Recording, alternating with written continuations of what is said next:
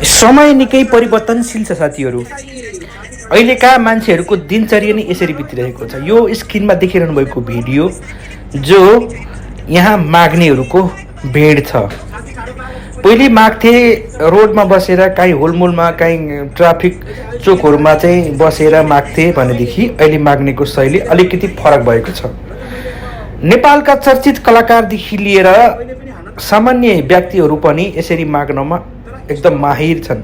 आँखा मारो, छाती तन्काएर ठुल्ठुलो पारेर बस्यो होइन, सेक्सी भएर बस्यो, अनि त्यहाँबाट मान्छेलाई महजालमा फसाएर चाहिँ फुल मारो स्न्याप डबल भनेर चाहिँ हौस आएर चाहिँ यसरी मागिरहेको, लुटिरहेको देखिन्छ। तसर्थ यस्तो महजालमा यहाँहरू कोही पनि नफस्नको लागि अनुरोध गर्दछु।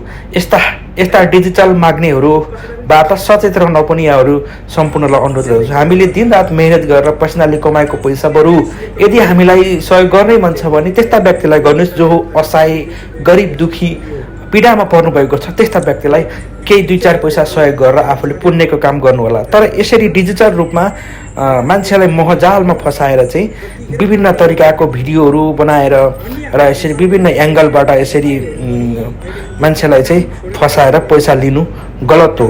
त्यही भएर सचेत रहनु होला। सम्पूर्ण नेपाललाई आग्रह गर्दछु यस्ता माग्नेहरूबाट चाहिँ एकदमै सुरक्षित रहनु होला र हाम्रा नेपालका जति पनि